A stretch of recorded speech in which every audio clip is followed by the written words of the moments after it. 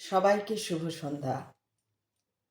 আজকে আমি শ্রী শ্রী রামকৃষ্ণ কথামৃত পাঠ করব এবং সেটা নিয়ে যেটুকু পাঠ করব সেটা নিয়ে কথা বলবো। আমার এক ভিউয়ার্স তিনি বলেছেন যে এই কথামৃত থেকে পাঠ করতে, তো সেই কারণেই আমি কথামৃত থেকে পাঠ করছি এবং ব্যাখ্যা যতটুকু আমার দ্বারা সম্ভব হবে আমি সেটুকু করব। কিন্তু এই পাঠ করার আগে আমার কিছু কথা আছে যেগুলো আমি আগে বলে নিই। সেটা হচ্ছে, যারা এখানে দেখছেন, আমার মনে হয় আপনি একাই দেখছেন, সেইভাবে আর কি থরলি এবং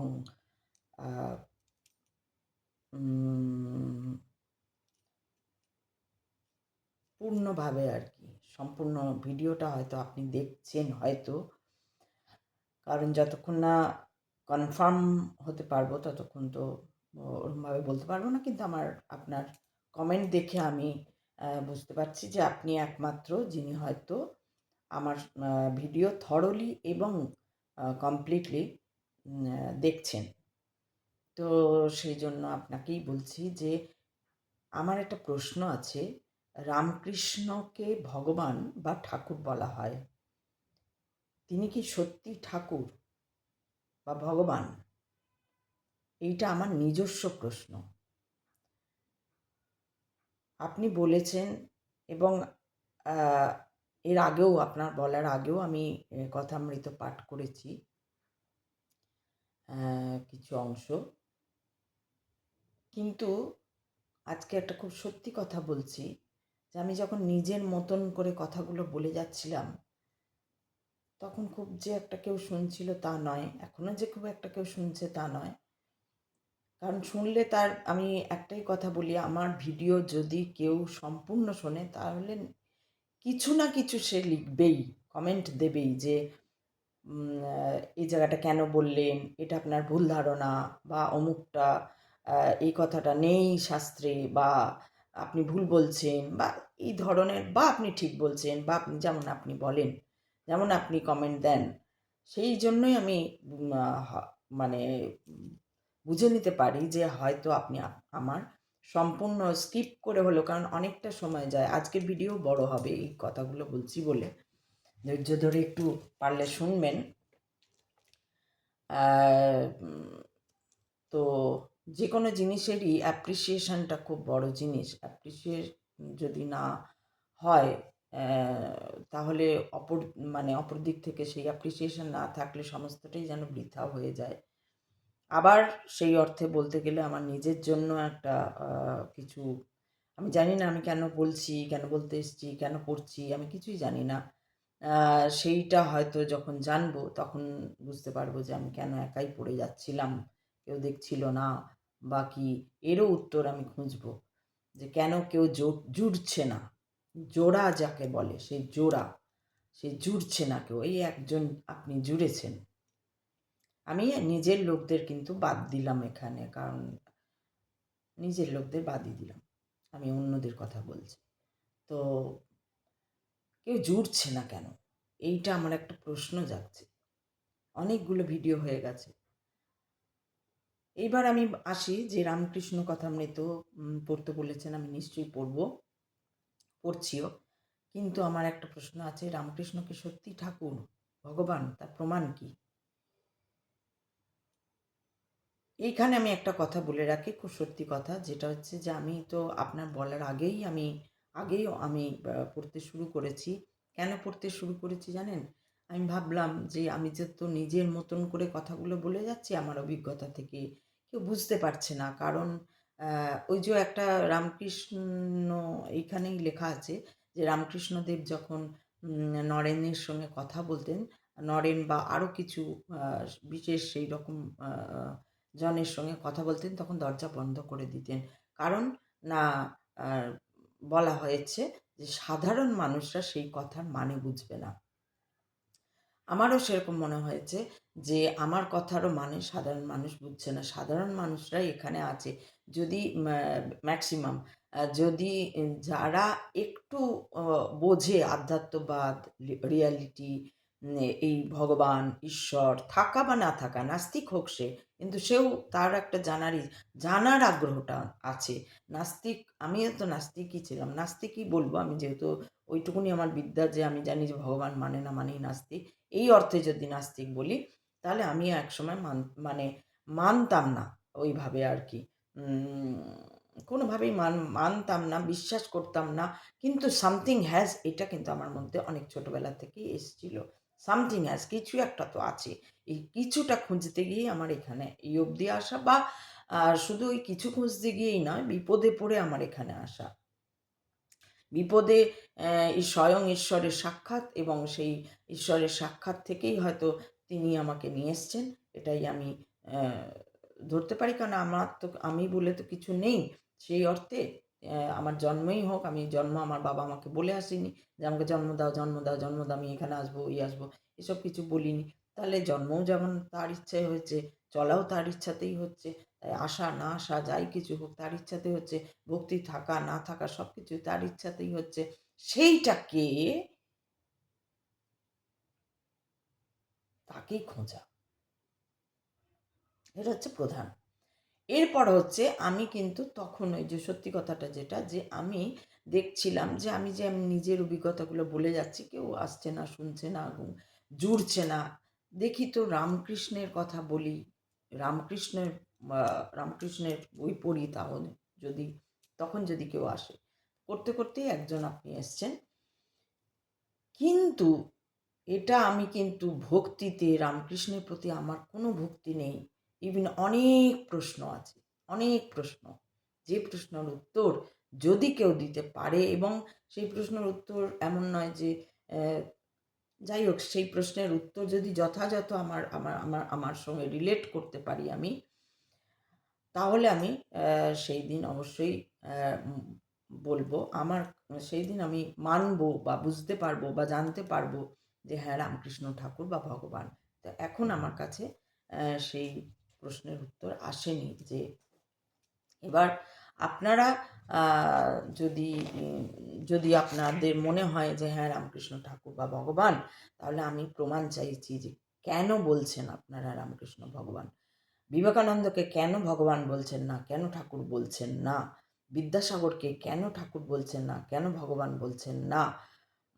বা যারা সমাজ সচেতন হয়ে যে সমস্ত মানুষজন, নেতাজিকে কেন আপনারা ভগবান বা ঠাকুর বলছেন না? হ্যাঁ, তাঁর কাজটা অন্যরকম ছিল। তার বিদ্যাসাগরের কাজটাও যেমন অন্যরকম ছিল, নেতাজির কাজটা যেমন অন্যরকম ছিল, সত্যজিৎ রায়ের কাজটা যেমন অন্যরকম। কিন্তু সবটাই সমাজকে জাগিয়ে তোলা, সমাজ সমাজ সচেতনতার সঙ্গে তারা কাজ করে গেছেন। সমাজকে সচেতন করার জন্য, সমস্ত দুনিয়ার সমাজকে সচেতন করার জন্য তারা কাজ করে গেছেন সবসময়। এটা তো মানতেই হবে। তাহলে তাদেরকে ঠাকুর বা ভগবান কেন বলা হচ্ছে না? আমার কাছে সত্যজিৎ রায় ভগবান, আমার কাছে রবীন্দ্রনাথ তো অবশ্যই ভগবান, আমার কাছে বিবেকানন্দ অবশ্যই ভগবান। কিন্তু রামকৃষ্ণ ঠাকুরকে আমি এখনো ভগবান বা ঠাকুর বলে মানতে পারছি না। আমি এই সত্যি কথাটা আজকে বলছি, যে যদি লোকে জোরে, সেই জন্য আমি রামকৃষ্ণ কথামৃত পড়া শুরু করেছিলাম। কিন্তু যেটা হয়েছিল, যেটার জন্য আমি বললাম ভিডিওটা বড় হবে, সেই জন্য আমার একটু বলে নেওয়া। আমি অনুরোধ করব যে আমার কথাগুলো অনুধাবন করার যদি আপনারা চেষ্টা করেন, তাহলে আমার পক্ষে সুবিধা হবে। হতে পারি আমি ভুল, আমি বলছি না আমি ঠিক, কিন্তু আমি জানতে চাই। এটাই আমার প্রশ্ন। রামকৃষ্ণ পরমহংসকে বা রামকৃষ্ণ দেবকে কেন ঠাকুর বলা হচ্ছে, কেন ভগবান বলা হচ্ছে, এটা আমার জানার ইচ্ছা। এটা কোনো নয়, এটা আমার জানার ইচ্ছা। কেন ভগবান বলবো? কেন বিবেকানন্দকে ভগবান বলবো না? কেন বিদ্যাসাগরকে ভগবান বলবো না? কেন নেতাজি সত্যজিৎ রায়কে ভগবান, কেন রবীন্দ্রনাথ ঠাকুরকে ভগবান বলবো না? রবীন্দ্রনাথ ঠাকুর যেখানে বলে যাচ্ছেন, যেথা আমি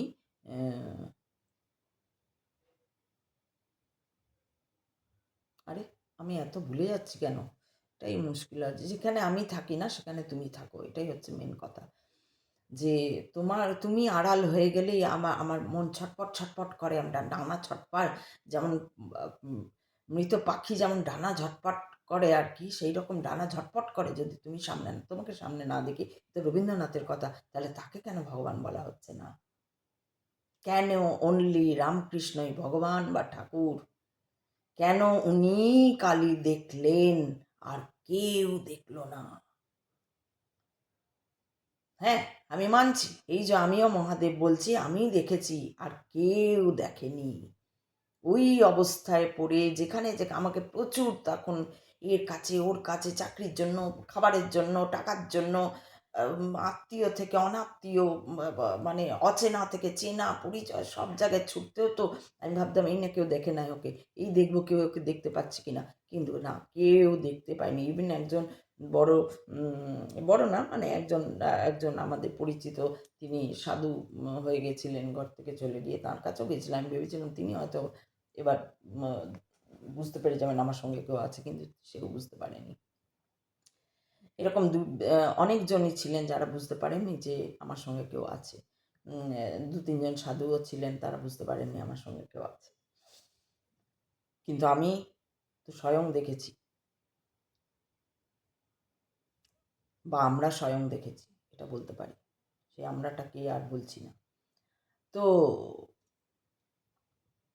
এটাই হচ্ছে ঘটনা। এবং শুধু দেখাই নয়, কাজ, তখন যে পার করা দিনগুলো, এক একটা দিন কী করে পার করেছি।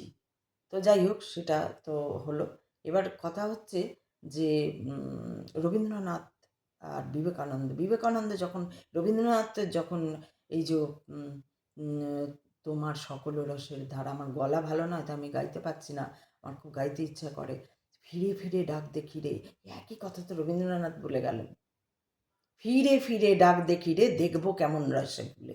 তুই ডাক, সাঁঝ সকালে রাত্রিবেলা একলা বসে ক্ষণে ক্ষণে ডাক, ডাক, সে আসবেই।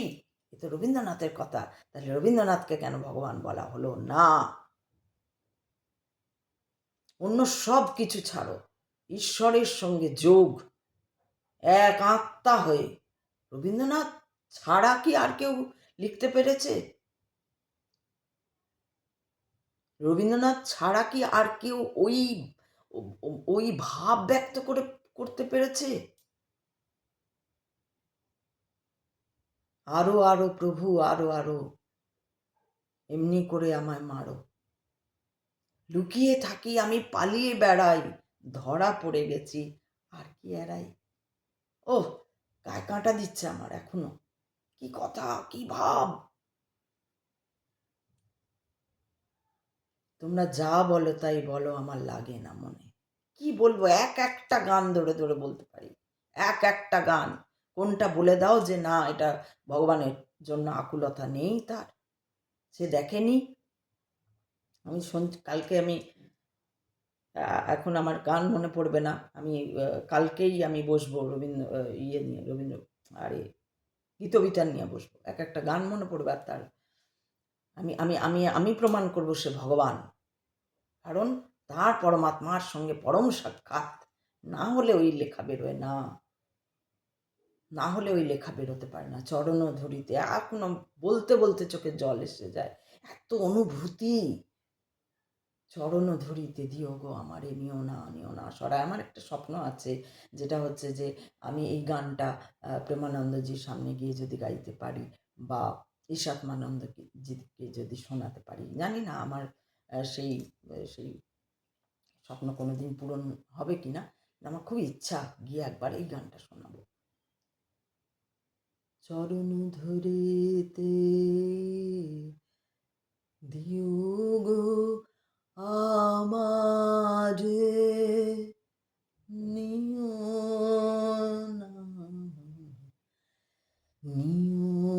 না সরায়, জীবন মরণ সুখ দুঃখ দিয়ে মুখে ধরিব জড়ায়ে চরণ। হে পরমাত্মা, চরণ ধরিতে দাও। বিকায়ে বিকায়ে দিন আপনারে পারি না ফিরিতে। গাইতে পাচ্ছি না।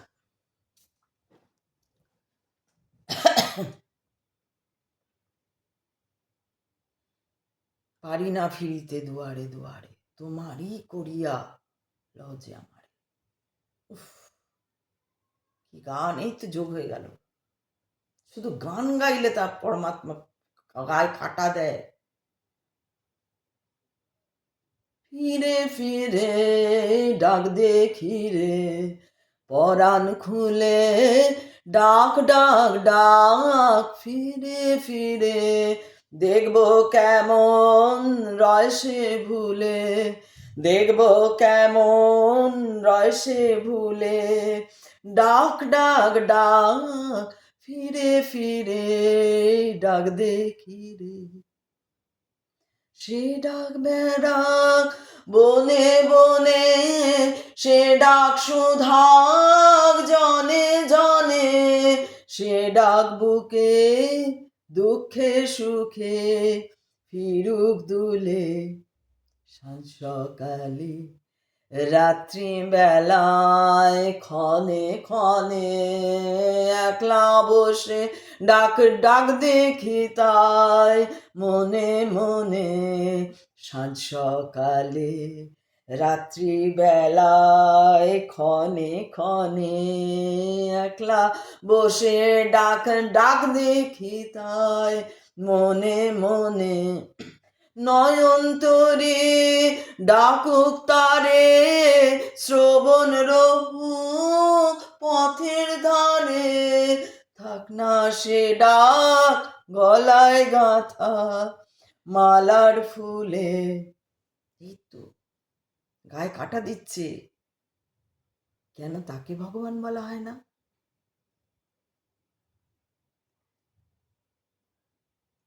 তিনি শুধু নিজে দেখা পাননি, পেয়েছেন তা নয়, তিনি শুধু নিজে অনুভব করেছেন না, তিনি সেই অনুভব ছড়িয়ে দিয়ে গেছেন লক্ষ লক্ষ কোটি কোটি মানুষের মধ্যে।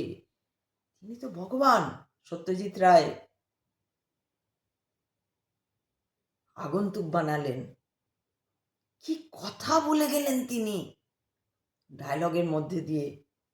উৎপল দত্তের মুখ দিয়ে কি বলে গেলেন! উৎপল দত্তের যে মুখ দিয়ে যে ডায়লগ, উনি যে সংলাপ উনি লিখেছিলেন, ওটা তো ওনার নিজের কথা। সত্যজিৎ রায়ের যদি পরমাত্মার সেই যোগ না পেতেন, তাহলে কি ওই ডায়লগ বেরোতো?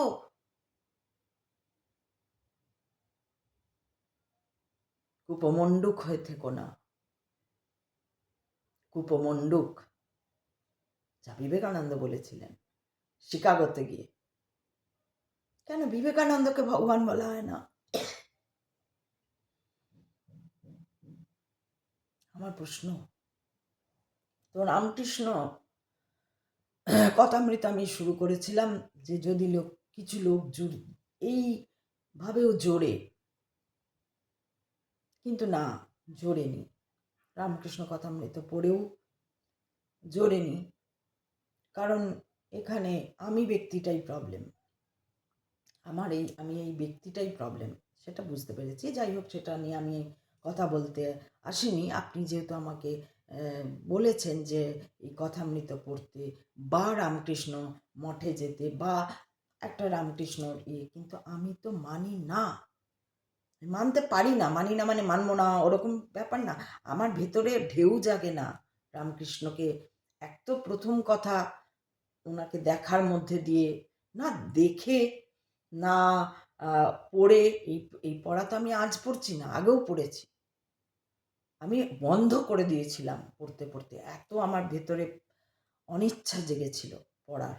তারপরেও আমি জোর করে পড়েছিলাম যে না, একটা সময় যখন আমি, সেটাও আমার অনেক আগের বয়সেই বলছি, ছোট বয়সেই বলছি। ছোট মানে যাই হোক, ছোট বয়সেই বলবো ওটা, 20, 21, 22 এই বয়সটাকে আমি ছোটই বলছি। তো সেই বয়সেও আমার মনে হয়েছিল না, খারাপ, আমার যদি খারাপ লাগছে, কেন খারাপ লাগছে সেটা আমাকে দেখতে হবে। তো যাই হোক, কোনো রকমে তখন তো অনেক কাজে ব্যস্ত থাকতাম, অনেক রকম কাজ করতাম, সংসার, ভরা সংসার, বাচ্চা হয়েছে, হবে, এরকম সময়ের মধ্যে দিয়ে আমি এসব বইয়ের মধ্যে দিয়ে, ওই যে আমার ডাক্তারবাবু, আবার বলছি ওনার নাম, ওনাকে আমি দেখেছি।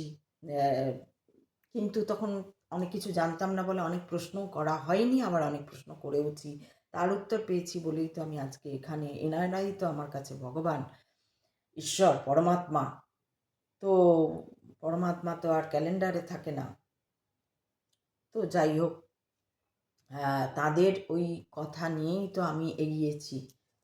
আর তাদের সেই কথা তো আজ আমার মধ্যে। আমি চলে যাব, হয়তো আমার এই কথা কারোর মধ্যে থাকবে কি থাকবে না আমি জানি না, কিন্তু এইভাবে এগিয়ে যায়। তো আমি আমি মানতে কেন পারি না? কারণ কি, আমার আমার ভেতর সেই সেই যে এই যে গাইলেই যে কাঁটা দিচ্ছে, সত্যজিৎ রায়ের পথের পাঁচালী বলুন, বা অরণ্যের দিনরাত্রি বলুন, বা আগন্তুক বলুন, এই যে সিনেমাগুলো দেখে যে গায়ে কাঁটা দেয়, আহা! আহা! বেরিয়ে আসে। এবং তার কথা, এবং ইন্টারভিউয়ে তার কথা, বা তার কথা, তিনি যেরকম ছিলেন, তার সেই রকমটা, সেই কথাবার্তাতে বোঝা যায় তিনি পরমাত্মার সঙ্গে তার, তিনি অনেক দূরে গিয়েছিলেন, মানে পৌঁছেছিলেন আর কি, পৌঁছেই গেছিলেন হয়তো। এখন কনফার্ম তো এইভাবে বলা যায় না, কিন্তু ওই জন্য হয়তোটা বললাম। রবীন্দ্রনাথ তো ডেফিনিট পৌঁছেছিলেন, ডেফিনিট, নাহলে এই বেরোতই না। যা মানুষকে, এই যে আমার গান কেন ভালো লাগে না, কারণ কি, ছোঁয়ে না, কারোকে ছোঁয়ে না, কারণ গলার মধ্যে সেই স্বর নেই, সুর নেই, সব ধরা গলায় একটা, সেই জন্য ছোঁয়ে না গানটা। ঠিক সেরকম রামকৃষ্ণ আমাকে ছুঁতে পারেননি, বা আমি রামকৃষ্ণকে, না, আমি রামকৃষ্ণকে কী করে ছোঁবো, আমি তো নগণ্য। আমাকে রামকৃষ্ণ ছুঁতে পারেননি, তার জন্য আমার না কি ওনার এই, পড়ছি বই, কিন্তু না আমার কোনো ইচ্ছে জাগে না, আমি কিছু, আমার কেন ইচ্ছে জাগবে না আজকেও, আমি আমি আমি তো, আমার তো অনেক খারাপ সময় গেছে, তখন আমাকে বহু জায়গায় বহু বই ফেলে আসতে হয়েছে। কারণ এরকম ঘটেছে যে আমি হয়তো কোনো একটা জায়গায় আছি, ভাড়া হিসেবেই আছি, তখন ভাড়া দিতে পারিনি বলে আমাকে বেরিয়ে যেতে হয়েছে ওই বাড়ি থেকে। তখন যত আমার সঙ্গে বই ছিল, তাই প্রচুর বই আমার নষ্ট হয়েছে, প্রচুর বই। সেইখানে আমার বিবেকানন্দের সব বই। তো আমি যখন বিবেকানন্দ পড়তাম না, তখন আমি এরকম হয়েছে যে আমি আমি আমি বিবেকানন্দ বলছি যে বইটা আমি পড়েছিলাম, ওইটা পড়ে আমার বেশ কয়েকদিন যেন আমি যা দেখছি, মানে যা দেখছি তা যেন দেখছি না, যা খাচ্ছি তা যেন খাচ্ছি না, এই রকম ভাব হয়ে গেছিল আমার, এরকম ভাব গেছিল। বিবেকানন্দের যত বই পড়েছি, চোখের জলে ভেসে গেছে আমার, আমার এত ভাব তৈরি হয়ে গেছে। এগুলো কোনো নাটক নয়, এগুলো কোনো ইচ্ছাকৃত নয়, এগুলো এসে যায়, যেমন কাঁটা দিয়ে দিচ্ছে গায়ে। চরণোধরিতে আমি গাইতে পারি না ঠিক মতন, যখন আমি গাইতে থাকি এত কান্না পায়, ওই গানটা গাইতে গাইতে এত কান্না পায়, আমি নিজেকে কন্ট্রোল করতে পারি না। যখন আমার কান্নাটা বেরিয়ে যাচ্ছে, যেমন অনেক সময় হয়, গান শুনছি, গান শুনে কান্না বেরিয়ে যাচ্ছে, ঠাকুরের গান শুনছি, কোনো কান্না বেরিয়ে যাচ্ছে, রাধাকৃষ্ণের গান শুনছি বা শিবের গান শুনছি, কান্না বেরিয়ে যাচ্ছে। এখন তো আরও বেশি হয়েছে ওটা, যে কন্ট্রোল করতে পারি না, মানে তখন নিজেকে লুকিয়ে নিতে হয়, লোকের সামনে না কান্না বেরিয়ে যায়, লোকে বুঝবে না। তো ঠিক সেই রকম রামকৃষ্ণ পড়ে আমার, রামকৃষ্ণের ফটো দেখেই হোক, বা তার বই পড়েই হোক, বা আগেও তো শুধু কথামৃত না, আগেও তো অনেক বই পড়েছি, কিন্তু আমার কোনো ভাবই জাগে না, কোনো ভাব জাগে না, এবং উল্টে সবসময়ই ভাব তো জাগেই না, উল্টে তাদের ওখানকার লোকজনকেও দেখেছি, একমাত্র ডাক্তারবাবু ছাড়া আমি বলছি, ঈশাত্মানন্দজিও রয়েছেন, সর্বপ্রিয়ানন্দজিকে যেমন আমার অহংকারী মনে হয়, শুধু আমেরিকা ছাড়া তার মুখে আর কোনো কথাই নেই। কথা উনি একই বলছেন, কথা তো সবাই, ওই যে কালকেই তো আমি আলোচনা করলাম, কথা তো হয়ে আসছে, তাই সবাই একই কথা বলবে। আমিও তো ওই একই কথা বলছি, যখন আমি এগুলো না পড়ে বলছিলাম একই গীতার কথাই বলছি, কারণ ওইটাই তো কথা। শাস্ত্রে লেখা হয়ে গেছে, শাস্ত্রে লেখা মানে আপ্তবাক্য, আপ্তবাক্য মানে যে ওইটা অনুভূত হয়েছে, অনুভূত প্রত্যক্ষ এবং প্রত্যক্ষভাবে অনুভূত হয়েছে ঈশ্বরের দ্বারা বা ঐশ্বরিক শক্তির দ্বারা, তারাই তো লিখে গেছে। জল লিখে ইয়ে হয়ে তো ওটা লেখা হয়েছে, তারপরে এটাকে জল বলা হচ্ছে, এর মধ্যে H2O আছে, আবিষ্কার হওয়ার পরেই তো H2O বলা হচ্ছে না? ঠিক সেই রকম ঈশ্বরকে আবিষ্কার যারা করে নিয়েছে, পরমাত্মার সঙ্গে যোগ যাদের হয়ে গেছে, তারপরে তারা হয়তো কথা বলে গেছে, কাউকে লিখতে বলেছে, লিখেছে, বা ইত্যাদি ইত্যাদি। কী করে হয়েছে তার এইখানে সেটা আমি এখন বলছি না, বলার সময় নেই। এরম বলতে গেলে তো প্রচুর কিছু বলতে হয়, বা অনেক টাইম লেগে যাবে। এখানেই তো 25 মিনিট হয়ে গেল এই বলতে বলতেই। তো আমি এই জন্যই পড়ছিলাম, আপনাকে আমি বিশেষ করে বলছি যে আপনি যেহেতু বলছেন, কারণ আমার কিছু আমার অনুভূতিই হয় না, আমার কোনো গায়ে কাটাও দেয় না। এই যে এখানেই আমি পড়ছি, এবার এখানেই আমি কোথায় ছিলাম, যা পাতাটা খুলে রেখেছিলাম উল্টে গেল।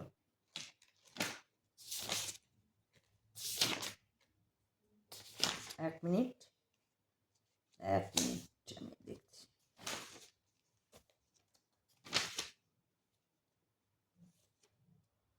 ওহো, এই যে এখানটা আমি পড়ছি, ভিন্ন প্রকৃতি বলে লেখা রয়েছে, আর all men equal question mark দেওয়া আছে। ভিন্ন প্রকৃতি, ঈশ্বরের সৃষ্টিতে নানা রকম জীব জন্তু গাছপালা আছে। সব থেকে বড় কথা, এগুলো রামকৃষ্ণের মুখনিসৃত কোনো কথা নয়। একজন লোক তাকে দেখেছেন, তার সঙ্গে থেকেছেন, অবশ্যই। আমি এটা ব্যাখ্যা করতে গেলে অনেক টাইম লেগে যাবে, আমি যেটা বুঝছি সেটা যদি ব্যাখ্যা করতে যাই অনেক টাইম লেগে যায়, তাই আমি এটা পড়ছি।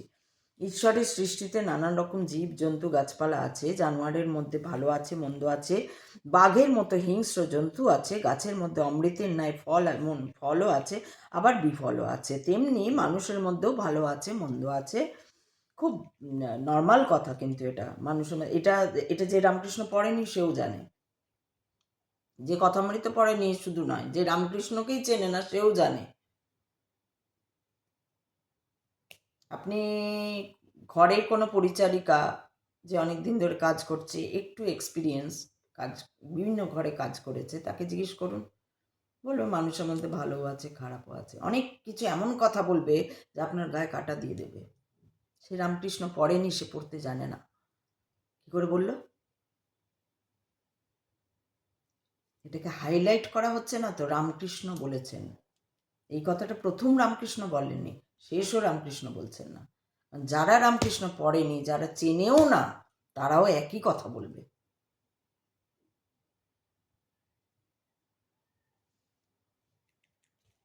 গাছের মধ্যে অমৃত আছে হলো, তেমনি মানুষের মধ্যে ভালো আছে মন্দও আছে, সাধু আছে অসাধুও আছে, সংসারী জীব আছে আবার ভক্ত আছে। জীব 4 প্রকার, এটা ইনভার্টেড কমার মধ্যে, তাই জন্য আমি ধরে নিলাম এটা ওনার কথা, হয়তো উনি লিখেছেন তাই ইনভার্টেড কমার মধ্যে। জীব 4 প্রকার, বদ্ধজীব, মুমুক্ষু জীব, মুক্ত জীব ও নিত্যজীব। নিত্যজীবকে যেমন নারদাদি, এরা সংসারে থাকে জীবের মঙ্গলের জন্য, জীব দিগকে শিক্ষা দিবার জন্য। বদ্ধজীব বিষয়ে আসক্ত হয়ে থাকে আর ভগবানকে ভুলে থাকে, ভুলেও ভগবানের চিন্তা করে না। এইখানটাই আমার একটা প্রশ্ন আছে, কেউ এরকম নেই যে ভগবানের চিন্তা করে না, ভগবানের চিন্তা সবাই করে, চিন্তা আসবেই, শয়তানের মধ্যেও ভগবানের চিন্তা আসবে। একটা শয়তান, এই যে আমার মধ্যেই এক পিঠে, এই কলিযুগে এক পিঠে শয়তান এক পিঠে ভগবান।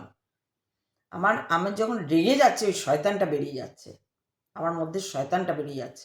আমি যখন প্রচণ্ড রেগে যাচ্ছি, বা আমার প্রচণ্ড লোভ হচ্ছে যদি কিছু দেখে, বা আমার হিংসা হচ্ছে, তখন কে ওটা, কে ওই হিংসা, ওইটাই তো রিপু। ওটাই তো ওই কালকে লাগামের কথা বললাম, ওটাই তো ওই রিপু, লোভ, হিংসা। তাহলে ওইটা যখন আমার মধ্যে বেরিয়ে এসছে, ওটাই তো আমার শয়তান। কিন্তু আমার অপর পিঠটা তো ভগবান, যে ভালো কথা বলছে, যে ভালোবাসছে, যে ভাবছে আরও কেন ভালোবাসতে পারছি না, যে ভাবছে আরও কেন তোমার প্রতি ভক্তি হচ্ছে না, সে তো ভগবান।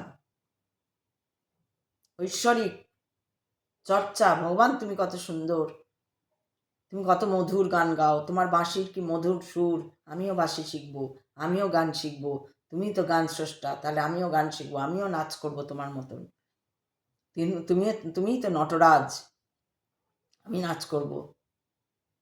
এই সমস্ত যে আমাদের কালচার এসছে কোত্থেকে, না ওই ব্রহ্মা বিষ্ণু মহেশ্বর।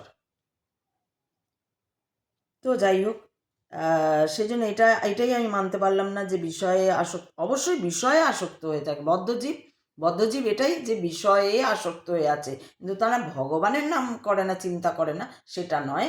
ভগবানের চিন্তা সবার মধ্যে আসে, কিন্তু তারা শো অফ করে যে আমরা খুব ভগবান মানি, এটা শো অফ করে, নট চিন্তা করে না। চিন্তা সবার মধ্যেই থাকবে, ভগবানের চিন্তা সবার মধ্যেই থাকবে, যে জন্মেছে সেই তখন থেকে, কারণ ওখানেই সে, তার মা ভগবান দেখছে মানে সেও ভগবান দেখছে।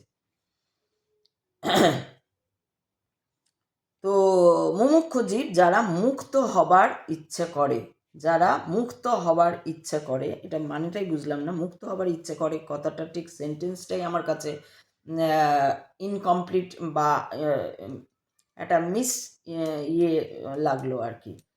যারা মুক্ত হবার ইচ্ছা করে, মানে ইচ্ছা করা আবার কি? যাদের মুক্ত হতে ইচ্ছে হয়, মুক্ত হবার ইচ্ছা হয়, এটা হতে পারে। যাদের মুক্ত হবার ইচ্ছে হয় সেটা হতে পারে একটা কথা, আবার যারা মুক্ত হবার ইচ্ছে করে আবার কি কথা? সেই নয় লেখার উপরই তো একটা হতে পারে যে লেখার জন্য আমার ভাব জাগছে না, সেটাও হতে পারে। তাহলে যে লেখা ভাব, সেই ভগবানের ভাবই ফুটিয়ে তুলতে পারেনি, তাহলে সে কীরকম ভগবান? কিন্তু তাদের মধ্যে কেউ মুক্ত হতে পারে, কেউ পারে না। মুক্ত জীব কারা? যারা সংসারে কামিনী কাঞ্চনে আবদ্ধ নয়, যেমন সাধু মহাত্মারা। আমি এখানে ধরেই নিলাম সাধু মহাত্মা, উনি জেনুইন সাধু মহাত্মাদের বলেছেন, না এখন তো অনেক সাধু মহাত্মা আছে যারা সাধু মহাত্মা সেজে তাকে নয়, যাদের মনে বিষয় বুদ্ধি নাই, আর যারা সর্বদা হরি পাদপদ্ম চিন্তা করে। এই যে এখানে মুক্ত জীব হরিপাদ চিন্তা করে সাধু, এই যে ধরি, যদি আমি এখানে আমাকে ধরি, আমার বাবাকে ধরি, আমার ঠাকুরদাকে ধরি, তার বাবাকে ধরি, তাহলে তো তারও সাধুমত্তা। আমি, আমার বাবা, তার বাবা এবং আমার কাকা জ্যাঠারা, আমি শুধু আমার পরিবারটা যদি ধরি, তাহলে তো আমরা সাধু মহাত্মা। আমরা তখন অত জমিদারি ছেড়ে তারা বললো নিয়ে নিক ওরা সব নিয়ে নিক, ওদের বেচারারা এসছে, ওদের ঘর দুয়ার নেই, আমাদের ছেলেরা তো চাকরি বাকরি ও কিছু করে নেবে, ছেলেরা শক্ত সমর্থ লেখাপড়া শিখিয়েছে, কিছু করে নেবে, আর তারাও তাতে রাজি হলে তারাও করে আলাদা আলাদা সব চাকরি বাকরি করে নিল, সব ঘর দুয়ার সব কিছু দিয়ে দিল। তখনকার দিনে ভাবা যায়, তখনকার জমিদারির আমলে তখন দিয়ে দিল। আজকে আমরা ঘরহারা, কিন্তু তাও আমাদের মধ্যে লোভ জাগলো না। অ্যাটলিস্ট আমার মধ্যে, আমি আমার পরিবারের ইয়ের মধ্যে বলছি, আমার যদি লোভ থাকতো তাহলে তো আমি বলতাম না যে আমার কিছু নিয়ে আমি বিপদে পড়ি। যাদের লোভ থাকে, যাদের হিংসা থাকে, তারা কোনোদিন সেইভাবে বিপদে পড়ে না, পয়সার বিপদে পড়ে না যে কিছু নাই ঘরে, এরকম হয় না, খেতে পায় না, এরকম হয় না। তারা খেতে ভাত ঠিক জুটিয়ে নেয় তারা, হোয়াট এভার। আমি ওই দিকে যাচ্ছি না। আমার কথা হচ্ছে যে মুক্ত জীব যারা সংসারে কামিনী কাঞ্চনে আবদ্ধ না। আমি তো কামিনী কাঞ্চনে আবদ্ধ নই। প্রথম থেকেই আমার লোভ, লালসা, অমুক তসুক, হ্যাঁ সংসারে আবদ্ধ হয়েছিলাম, স্বামী ছিল, ছেলে হয়ে গেছে, স্বামীও চলে গেছে, ছেলে হবার পরেই স্বামীও চলে গেছে, দ্বিতীয় ছেলে হওয়ার পরেই স্বামী চলে গেছে। তারপর থেকে একাই আছি, এবং সবসময় ওদের সেবায় যে কী করে ওদের দুটি প্রাণ বাঁচাবো, প্রাণ বাঁচাতে যখন অপারগ হয়ে গেছিলাম, তখন নিজেকে মৃত্যুর কোলেও ঢলিয়ে দিয়েছিলাম, কিন্তু মৃত্যু আসেনি, আমাকে নিয়ে যায়নি, আমি বেঁচে আছি, হোয়াট এভার। তাহলে সাধু মহাত্মারা সংসারে আমি তো কামিনী কাঞ্চন, আমার তো কোনো লোভ নেই, কোনো সোনা গয়না হিরে পর্যন্ত নির্দ্বিধায় দিয়ে দিয়েছি, নির্দ্বিধায়, একবার ভাবিনি এটা রেখে দিই, হিরেটা তো বিক্রি হয় না, কিন্তু সোনার জন্য হিরেটাও চলে গেছে। আর তখন যা খারাপ অবস্থা সেটা আমি আমি এগুলো নক করতে করতে যাচ্ছি। তাহলে সাধু মহাত্মারা মানে আমি যদি ধরে নিই এখানে যে পড়বে সে সাধু মহাত্মা মানেই ভাববে যে যেমন ঈশ্বাত্মানন্দ সাধু, যেমন সর্বপ্রিয়ানন্দ সাধু, যেমন আরও প্রেমানন্দজি সাধু, যেমন আরও এরকম আরও অন্যান্য মহারাজ ঋতেশ্বরানন্দজি আছেন, এরা যেমন সাধু। সাধু বলতে এরকম ধরে হবে যা সাধু মানে আমরা কী ভাবি যে সাধু মানেই হচ্ছে একটা অন্যরকম পথে চলবে, যারা বিয়ে শাদী সংসারের মধ্যে থাকবে না, যাদের সবসময় যারা ধ্যান জপ তপ অমুক তসুক এইসবের মধ্যে থাকবে, তাদের একদম ফলাহারে থাকবে, শাকাহারে থাকবে, এইরকম ব্যাপারের মধ্যে থাকবে, একটা জায়গায় তাদের ঘর থাকবে না, বাড়ি থাকবে না, কোনো রকম আসক্ততা থাকবে না, সেই জন্য জায়গায় সাধু। কিন্তু আমি যে বললেন না, সেটাই সাধু নয়। যে মনে সাধু সেই তো সাধু। আমি কেন, আমি, আমার বাবা, আমার ঠাকুরদা, তার বাবা পর্যন্ত কারুর ক্ষতি তো দূরে থাক, উল্টে নিজের কাঁচাগুলো পর্যন্ত দিয়ে দিয়েছে। হ্যাঁ, বোকামি করেছে, কিন্তু সাধুত্ব তো ওখানেও দেখেছি আমি। তারা বিয়ে করেছে, তারা সন্তানাদি হয়েছে, তাদেরকে যোগ্যতা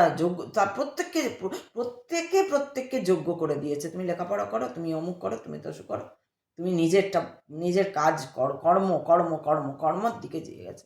আমার ঠাকুমা সে তো বিশাল ভক্ত, একজন ভক্ত। আমরা তার ভক্তের কোনো কণাই পাইনি হয়তো, কিন্তু রামকৃষ্ণ পড়েননি, কিন্তু অসাধারণ ভক্ত একজন আমি দেখেছি আমরা নিজের চোখে। সে বলতে গেলে অনেক কথা। তো উনিও তো সাধু তো মনে সাধু, যার মন সাধু সেই তো সাধু। কামিনী কাঞ্চন বলতে এখানে আর উনি যে সময় বলছেন, উনি যে সময় এই কামিনী কাঞ্চন কথা বলেছেন, সেই সময় তো আজকের মতো ছিল না। আজকে একটা লোকের বউ থাকে একটা, আর বাইরে থাকে 10টা। 4টে বললে ভুল হবে, বাইরে থাকে 10টা। কারণ আমি ফিল্ডে কাজ করতাম, আমি জানি। মেয়ে দিতে হতো, মেয়ে সাপ্লাই, কারণ আমি নিজে যেহেতু যাব না, আমাকে মেয়ে সাপ্লাই দিতে হতো, তবে গিয়ে আমার কাজ হবে, নাহলে হবে না। এখনো চলছে সেটা, সবাই নিজেকেই দিয়ে দেয়, নিজেকে দিচ্ছে। তখন যখন বয়স হয়ে যাচ্ছে, তখন বলছে ওই লোকটা তো খুব খারাপ ছিল, আর সেই খুব খারাপ ছিল। আর হেন জায়গা নেই যে মেয়েদেরকে কম্প্রোমাইজটা, নিজেদের দেহ কম্প্রোমাইজ করতে হয় না, হেন জায়গা নেই। যেই কম্প্রোমাইজ করবে না, অমনি তোমার সমস্ত প্রমোশন বন্ধ, তুমি যে জায়গায় আছো সেই জায়গায় পড়ে থাকবে।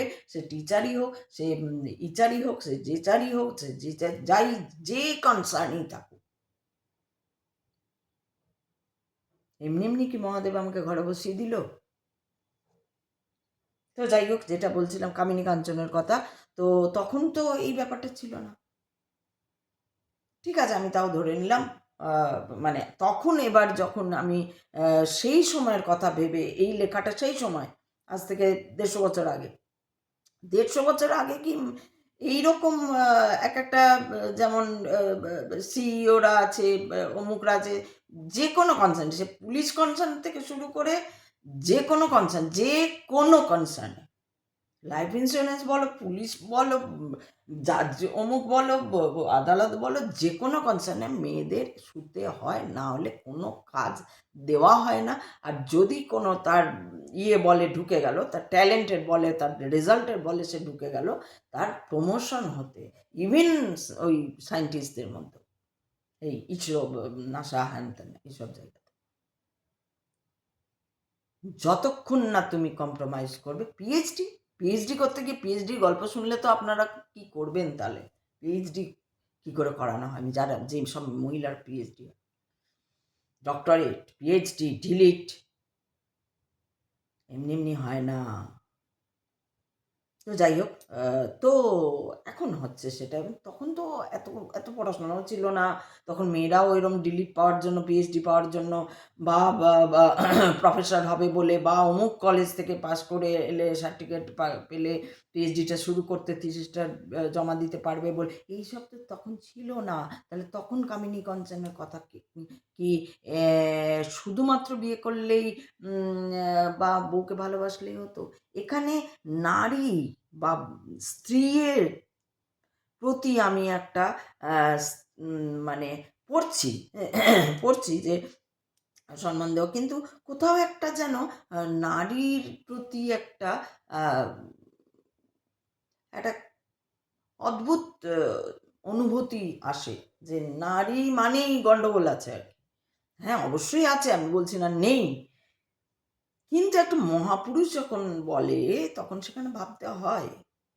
কিন্তু বিবেকানন্দের তো মনে হলো না। বিবেকানন্দ কেন এই কথাটা বললেন না? নিবেদিতা যেখানে ওখানে প্রপোজাল দিতে এসছে, প্রেমের হোক হোয়াট এভার হোক, সেখানে তাকে ঘুরিয়ে ডাইভার্ট করে ওকে শিষ্য করিয়ে নিল। What a power, what a power! This is called power, this is called Bhagwan, Ishwar. কেউ আমাকে প্রপোজাল দিতে এসছে, আমি আপনাকে ভালোবাসি, what ever what ever what ever. আমি বললাম হ্যাঁ নিশ্চয়ই, এই তো ভালোবাসা, অমুক, চলো দেশপ্রেম করো, দেশের প্রতি প্রেম, অমুক প্রেম তমুক প্রেম, এমন প্রেম জাগিয়ে দিল ও দেশের জন্য, ইংরেজ হয়েও ও ভারতকে ভালোবেসে ফেললো। হোয়াট আ পাওয়ার! সেই বিবেকানন্দ ভগবান উপাধি পেল না। যাই হোক, এইটা নিয়ে এই যে এইগুলোই আমার প্রশ্ন, এই প্রশ্নের উত্তর যে দিতে পারবে সেই হয়তো, যদি দিতে পারবে একদম প্রপার আনসার দিতে পারবে, সে আমি তাকে আমি নমস্কার করে বলবো এই তো গুরু এসে গেছেন আমার। তারপর বলছে মুক্ত জীব যারা সময় কামিনীগঞ্জে, যেমন সাধু মহাত্মারা, যাদের বিষয় বুদ্ধি নেই। আর আমার ওই তো আমার বাবাদেরই তো বিষয় বুদ্ধি, আমারও তো বিষয় বুদ্ধি নেই। কবে কোথায় বাড়ি, কি সোনা, কি গয়না, কি জমি, কিছুই নাই, কিচ্ছু নেই। Did you understood? Nothing. I had nothing, zero. কিন্তু আমার দুটো ছেলে আছে, তারাও নলেজ। আমি তাদের নিয়ে বলতে যাব না, যাই হোক, নিজের ছেলের ইয়ে হয়ে যাবে না, এটা মানতে পারলাম না ওই জন্য। আচ্ছা, যেমন জাল ফেলা হয়েছে পুকুরে 2-4টা মাছ, এমন শেয়ানা যে কখনো জালে পড়ে না, এরা নিত্যজীবের উপমাস্থল। কিন্তু অনেক মাছই জালে পড়ে, এদের মধ্যে কতগুলি পালাবার চেষ্টা করে, এরা মুমুক্ষু জীবের উপমাস্থল। খুব খুব একটা স্ট্রং মনে হলো না, কিন্তু সব মাছই পালাতে পারে না। ঠিক আছে, 2-4টে ধপাং ধপাং করে জাল থেকে পালিয়ে যায়। তখন জেলেরা বলে ওই একটা মস্ত মাছ পালিয়ে গেল, কিন্তু যারা জলে পড়েছে অধিকাংশই পালাতেও পারে না, আর পালাবার চেষ্টাও করে না, বরং জাল মুখে পড়ে পুকুরের পাঁকের ভিতরে গিয়ে চুপ করে মুখ গুঁজরে শুয়ে থাকে, মনে করে আর কোনো ভয় নেই, আমরা বেশ আছি, কিন্তু জানে না জেলে হড় করে টেনে আড়ায় তুলবে, এরাই বদ্ধজীবের উপমাস্থল। এটা বোঝা গেল বদ্ধজীব কীরকম। তাহলে 4 রকম জীবের উনি কথা বলেছেন, যে 4 রকম জীব আছে: নিত্যজীব, বদ্ধজীব, মুমুক্ষু জীব এবং মুক্তজীব। এবং কোথায় আমার মিল পেলাম না সেটা আমি বললাম। এরপর আমি আসছি সংসারী লোক, বদ্ধজীব। বদ্ধজীবেরা সংসারের কামিনী কাঞ্চনে বদ্ধ হয়েছে, হাত পা বাঁধা, আবার মনে করে যে সংসারের ওই কামিনী কাঞ্চনেতেই সুখ হবে আর নির্ভয় থাকবে। হ্যাঁ, এইখানটা আমি মিল পেলাম যে হ্যাঁ তাই হয়। আমি চারিদিকে যাদের দেখি তারা বদ্ধজীব, এবং তারা মনে করে হ্যাঁ এই তো বেশ ভালো আছে। আমাকে একজন প্রশ্নও করেছিলাম, আমি অনেক আগের ভিডিওতে বলেছিলাম, আমার নিচেই থাকে মেসমশাই, খুব ভালো মানে উনি প্রশ্ন করেছিলেন যে কেন পড়বো, কেন এইসব অনেক। তো আমি উত্তর দিয়েছিলাম, উনি বোঝার মতন করে উনি বুঝতে পেরেছিলেন, এটাই আমার ভীষণ পাওয়া। তো এটা আমি মানছি, এই জন্য রিলেট করতে পারছি যে হ্যাঁ, আমি এখানে দেখি তো লোকজন ভীষণ ক্যানিংয়ের ট্রেনে উঠলেই বোঝা যায় যে কত কত সাংঘাতিক বদ্ধজীব, তারা কিছুই বোঝে না, তাদেরকে বোঝাবে, তারা কেন বুঝলো না, তাদের কেন কেউ বোঝাতে পারে না? এত এত দেশ সন্ন্যাসী আসে, এত এত ঋষি মুনিরা আসে, ভগবান আসে, ঠাকুর আসে, পরমহংস হয়ে যায় তারা, তারা কেন তাদের বোঝাতে পারে না? কেন তাদের ছেড়ে দেয় যে তোরা ডোব? কেন তাদের থেকে মনে হয় না যে তুলে, কেন নরেনকে হাত ধরতে ইচ্ছা করে, কেন তাদের হাত ধরে একটা নরেন বার করতে ইচ্ছা হয় না? ওই ক্যানিং ট্রেনে চাপলে আপনারা বুঝতে পারবেন আমি কি কাদের কথা বলছি। বা যদি বিহারের কোনো ট্রেনে চাপেন বা ইউপির কোনো ট্রেনে চাপে, এখন তো ইউপি বিহার অনেক ভালো হয়ে গেছে, পশ্চিমবঙ্গের অবস্থা তো এরকম আমি বলতে চাইছি, যেটা আপনি বুঝতে পারছেন নিশ্চয়ই, ওইখান থেকে কেন তাদেরকে সরিয়ে দেওয়া হয়?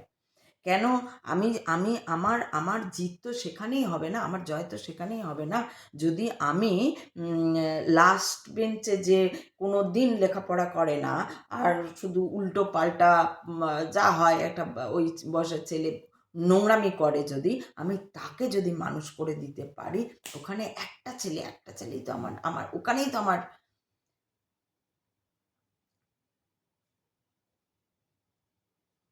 কি বলবো, ওখানেই তো আমার আমার আমার পূর্ণতা। যে ছেলেটা পারে ফার্স্ট বয়, ও তো পারবেই, ও তো মহা এই যে নরেন্দ্রনাথ দত্ত যখন জন্মায়নি, তার বাবা মা প্রচণ্ড শিবের ভক্ত ছিল, তার বাড়িতে শিব ছিল, ঘরে ইয়েতে শিবের ছিল, লিঙ্গ ছিল, তারা প্রত্যেক দিন সেখানে পুজো করতেন। এছাড়াও এনারা প্রচণ্ড ভক্ত ছিলেন। এই তাদের মেয়ে হয়, ছেলে হয় না, পরে একদিন এই রকম পুজো করছিলেন, সেই সময় একজন ঋষি আসেন, মহারাজ আসেন, সাধু এরকম আগেকার দিনে আগেই দেখা যেত, আসতো, এখন আমরা যখন ছোটো ছিলাম তখনও আসতো, দেখতাম। যাই হোক, তো মহারাজ আসে এবং এরকম বোধহয় মেয়ে হয়েছিল তখন, কোনো একটা মেয়ের সময়, যে ওরা খুব কান্নাকাটি করছিল এই সময়, যে আমার সঠিক ওই ছবিটা মনে নেই, কিন্তু যেটুকু মনে আছে যে উনি এসেছিলেন, এক মহারাজ এসেছিলেন, তখন উনি আশীর্বাদ করেন যে এইবার তোমাদের পুত্র সন্তান হবে এবং এই পুত্র সন্তান হবে, যা হয়েছে তাই বলে গেছেন। সন্ন্যাসী সে হয়, সন্ন্যাসী হবে, সেখানেও সে রাজা হবে, আর যদি সে গৃহস্থে থাকে সেখানেও সে রাজার সিংহাসনে বসার মতন সেই রাজা হবে, তার নাম করবে, লোকে সমাজ দুনিয়া তাকে চিনবে। এ কথা তো উনি বলে গেছিলেন, জন্মায়নি তখন, তারপরেই কমাস পরেই এই বিবেকানন্দ গর্ভধারণ করেছিলেন ভগবতী দেবী, ভগবতী তো ওনার মা। তাহলে রামকৃষ্ণের জন্য বিবেকানন্দ কি করে হলো? হ্যাঁ, একটা প্রশ্ন করেছিলেন যে তুমি দেখেছো? হ্যাঁ আমি দেখেছি। আমাকে দেখাতে পারবে? হ্যাঁ তোকে দেখাতে পারবো। আচ্ছা চলো গুরু, দেখাও। আর এইটা তো আমি তার সঙ্গে আলোচনা করব যে কেন বিবেকানন্দ, তাকে এখানে বলবো না, সেইরকম যদি কাউকে পাই তো তার সঙ্গে আলোচনা করব। তো যাই হোক, এটা আমি মানলাম। বদ্ধজীব যখন মরে তার পরিবার বলে তুমি তো চললে, এগুলো বলার কোনো দরকারই নেই। আবার আমি এমনি মায়া যে প্রদীপটাতে বেশি, হ্যাঁ এখানটা আছে, আবার এমনি মায়া যে প্রদীপটাতে বেশি সলতে জ্বললে বদ্ধজীব বলে তেল পুড়ে যাবে, সলতে কমিয়ে দাও, এদিকে মৃত্যুশয্যায় শুয়ে আছে। হ্যাঁ এরকম লোকও আছে, মৃত্যুশয্যায় শুয়ে থাকে, এদিকে তার জমির চিন্তা, মুখের চিন্তা, উইলের চিন্তা, কে পাবে কে পেলো না, কি না, ওইটা ওখানে আছে, আলমারির চাবিটা ওখানে, সব বলে যা মরার আগে পর্যন্ত এরকম লোক আছে, নেই তা নয়, আছে, থাকবে, এরকমই তো, এই তো জগৎ। হ্যাঁ, সবই ভগবানের খেলা, মায়াটাও ভগবানের খেলা, এটাও ভগবানের খেলা, সত্যটাও ভগবানের খেলা। বদ্ধ জীবেরা ঈশ্বর চিন্তা করে না, যদি অবসর হয় তাহলে তারা আবোল তাবোল ফালতু, হ্যাঁ এটাও ঠিক, তারা ঈশ্বর চিন্তা করে না। এই যে আমি ডেকেছিলাম যাদেরকে, এইখানে যারা থাকে তাদেরকে আমি ভাগবত কথা করব, শুনতে আসবেন বলে ডেকেছিলাম, তো তারা তারা কিন্তু ঘরে পুজো করে, আর প্রত্যেকে সকালে 7টা 8টা 9টা 10টা 11টা বলেইছি আমি, বা সকালবেলা শাঁখ বাজিয়ে ধুমধাম করে পুজো করে সকালবেলায়, কি যে বলে এরকম করে পুজো করে। কিন্তু তারা ঈশ্বর চিন্তা, ঈশ্বরের সঙ্গে তাদের কোনো কানেকশানই নেই, কিন্তু তারা পুজো একটা করে। এরকম প্রচুর ম্যাক্সিমাম মানুষ পুজো করে। তো যদি অবসর হয় তাহলে তারা আবোল তাবোল গল্প করে, ফালতু গল্প করে। এখানে যে ক্লাব বানিয়ে বলেওছিলাম, এখানে ক্লাব আছে, ক্লাবে যায়, গিয়ে কে কার মেয়ে কী করলো, আমি কেন ন্যাড়া হলাম সেটাও তাদের ভীষণ জানবার, সে নিয়েও ইয়ে করে। এবং আমাকে নিয়ে না জানি আরও ওদের আছে। এরম শুধু একটা দেখছি, যেখানে থেকেছি, যেখানে থেকে এসছি সেখানেই দেখেছি, হ্যাঁ এরম বদ্ধজীবীরা আছে। জিজ্ঞাসা হলে বলে আমি চুপ করে থাকতে পারি না, তাই বেড়া বাঁধছি, হয়তো সময় কাটে না দেখে তাস খেলতে আরম্ভ করে। এটাও রিলেট করতে পারলাম, হ্যাঁ ঠিক আছে, এটা ঠিক। একজন ভক্ত বলছে, মহাশয় এরূপ সংসারী জীবের কি কোনো উপায় নেই? এই যে এত ওনার মুখে হয়তো শুনেছেন, এই প্রশ্নটাই আসছে কেন? আর আমার এটা হলো যে সংসারের থেকেও তুমি পরমাত্মার সঙ্গে যোগ পাবে, পেয়েই তো গেছি। সংসারে যখন একদম ওই ইয়েতে পড়ে গেছি, তখন তো আমি ডাকিনি তাকে, কারণ আমি নাস্তিক ছিলাম, আমি তাকে ডাকিনি। এ ভগবান বাজার ডাকারও অবস্থা ছিল না। ডাকার একটা কি বলবো, এমন একটা পরিস্থিতি আমার হয়েছিল যে আমি যে তখন ভগবানকে ডাকবো মনেই নেই ভগবানের কথা। তখন শুধু কি কি ঘটছে, কি হচ্ছে, কি হবে, এই চিন্তা। তখন ভগবানকে ডাকতে হবে, ও চিন্তাটাও মাথায় নেই আমার। কিন্তু ভগবান এলো, ভগবান ঠিক এসে গেল। তাহলে ডাকতে হবে, এইভাবে হাত ধরতে হবে, সেইভাবে হাতের পাতাটা দিতে হবে, ওইভাবে জল ছোঁয়াতে হবে, সেইভাবে করতে হবে। আমার কাছে কোনো নিয়ম নেই, এবং সে আমাকে বলে গেছে। আমি যখন ওই ইয়েতে উপোস করেছিলাম, নবমীর দিন না কবে একটা উপোস করেছিলাম, না অষ্টমীর দিন, সেই নিরামিষ খেতে হয়তো উপোস করেছিলাম। তো তখন আমি উত্তর পেয়েছিলাম যে না, কোনো নিয়ম নেই, এই নিয়ম সমস্ত কিছু মানুষের তৈরি। মানুষ এই নিয়ম বানিয়েছে, ঈশ্বর ভগবান বা পরমাত্মা সে ওইভাবে নেই, তো তার কোনো নিয়ম কি করে থাকবে? সে তো ওইভাবেই নেই, মানুষ হিসাবেই নেই, মানুষের মতোও নয় সে, যে দুটো হাত দুটো কান পা আছে এরকম, সে তা নয়। সে একটা শক্তি, একটা পাওয়ার। সে মানুষ রূপে আসে, মানুষ রূপে দেখা দেয়, এবং সেই পাওয়ারের সঙ্গেই দেখা দেয়। পাওয়ারটাও তার মধ্যে থাকে মানুষ রূপে, সেই পাওয়ারটাও তার মধ্যেই। যে আমি বলছি আজকে ইয়ে কি বলে, ডাক্তারবাবু যেমন সেই সময় আমার কাছে ভগবান, তো সেই রকম। কিন্তু হ্যাঁ, তো যেটা বলছিলাম যে এখানে বলছে যে মহাশয় এরূপ সংসারী জীবের কি কোনো উপায় নেই? সংসারী জীবের কেন উপায় থাকবে না? এটা আমি আর পরেরটা দেখছি না, এটা আগে আমার কথাটা বলে নি। সংসারী জীব, সংসার করছি আমি, সেখান থেকে সংসারটাও তো তারই গড়া। আমি কোথায় তাকে বাদ দেব? কোথায় বাদ দেব? আমি যদি কোনো পার্টিতে যাচ্ছি, সেখানেও তো সে আছে। আমি সে আছে এইটা শুধু দেখতে হবে। আর যদি তুমি না দেখতে পাও, সে এসে দেখাবে, যেমন আমাকে দেখিয়েছে, আমি আছি ভাই, আমি আছি। সে এসে তোমাকে, আমি আছি, চিন্তা নেই, আমি আছি। সে এসছে বলে আমি কোটিপতি না। কিন্তু এই যে আমি ভদ্রভাবে একটা ঈশ্বর মনা হয়ে ঈশ্বরের নাম করছি, এটাই, ওই দিক দিয়ে আমি বড় লোক হয়ে গেছি, কোটিপতি হয়ে গেছি। সে করেছে আমায় কোটিপতি।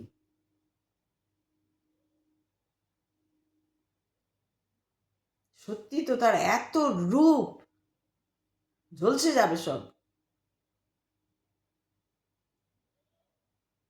একমাত্র নিষ্পাপ শিশু, যার মনের মধ্যে কোনো পাপ নেই, কোনো প্রশ্নও তখনও জাগার মতন, যার সেই সময় আসেনি, সেই একমাত্র তাকে দেখতে পারে।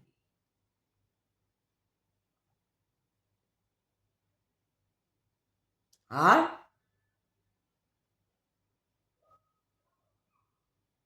এই অর্জুন যেমন নাস্তিক ছিল, নাস্তিক কি ছিল অর্জুন? জানতো না, অজ্ঞান ছিল, কিন্তু তার মধ্যে জানার আগ্রহ ছিল, তাই তাকে বিশ্বরূপ দর্শন করানো হলো। মানছে না যখন, ব্যাট হয় নাকি ব্যাট, এটা হয় নাকি ব্যাট, ওটা হয় নাকি ব্যাট, ওটা হয় নাকি, এই দেখ কি হয়, এই দেখ আমি এসছি, এই দেখ আমি, চল কর এবার যা করার কর।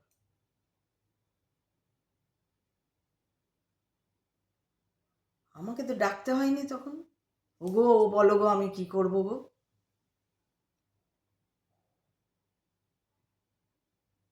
আমাকে তো ডাকতে হয়নি।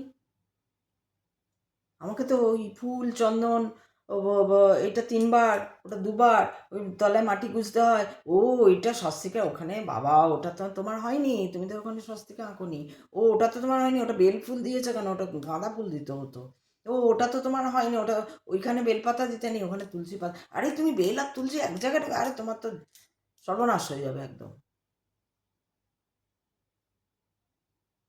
ছিল না আমার মধ্যে এইসব, আমি করিনি, আর কেউ এসব বলেও নি এটা করো, বলেছে উল্টে কোনো নিয়ম মেনো না, শুধু সৎ পথে থাকতে হবে, সেটা সে বলে দেয় না, ও করিয়ে নেয়, ও কিচ্ছু বলে না মুখে, ও করিয়ে নেয়। ওই যে আমি অনেক আগের ভিডিওতেও বলেছিলাম, করি না ওরকম পুজো, আচ্ছা আমি করি না, আগে নিজের বাড়ির কথা বলছি, এখানে নিজের বাড়িতে ছিল, সেখানে বাগান ছিল, এই ছিল ওই ছিল, একটা ত্রিশূল গড়া, ত্রিশূল পোঁতা ছিল, বহু কাল আগে বাড়ি থেকে পুঁতেছিল সেই ত্রিশূলটা, সে কি ইয়েতে পুঁতেছিল আমি জানি না। তো ওই জায়গাটা যখন প্রথম প্রথম জঙ্গল, তো মানে বাগান মানে হচ্ছে জঙ্গল আর কি, তো প্রথম প্রথম খুব একটা ওইখানটা গেলেই না একটা কেমন গাটা ছমছম করতো, আর উপরেই বেলগাছ, বেলগাছটা আবার আমার বাড়ির জন্য নয়, এটা পাশের বাড়ি, ওদের বেলগাছটা ওর ছায়াতে পড়েছে, মানে পুরো এদিকে পড়ে, বেলগুলো টপাটপ করে ওখানে পড়তো।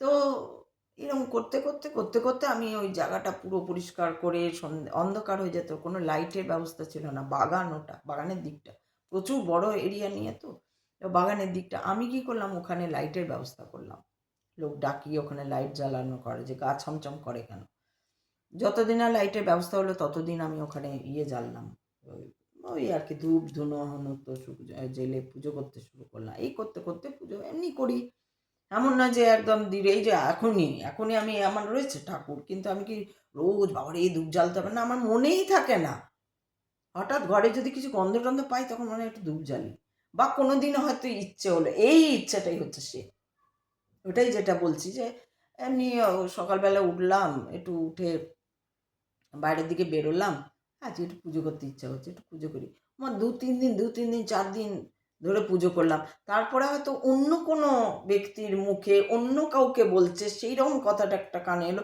অমুক দিন তো এই দিন তো এই ব্যাপার ছিল, বাবা এই সময়টা খুব ভালো অমুক, তখন আমার মনে হলো তাহলে কি ওই জন্য আমাকে দিয়ে পুজো করে নিল, আমি এবার কাকে বলতে যাব যে অমুক করতে হয়, তমুক করতে হয়, অমুক নিয়ম তমুক নিয়ম, আমি কোনোদিন নিয়মের ইয়েতে চলিনি, আমাকেও কোনোদিন নিয়মের পরাকাষ্ঠায় ফেলেনি যে এই নিয়মটা মানতে হবে, এটা করলে তবেই তুমি ঈশ্বর পাবে, এটা করলে ঈশ্বর পাবে না, এটা ও ভগবান, ও অমুক, ও তো সুখ হতেই।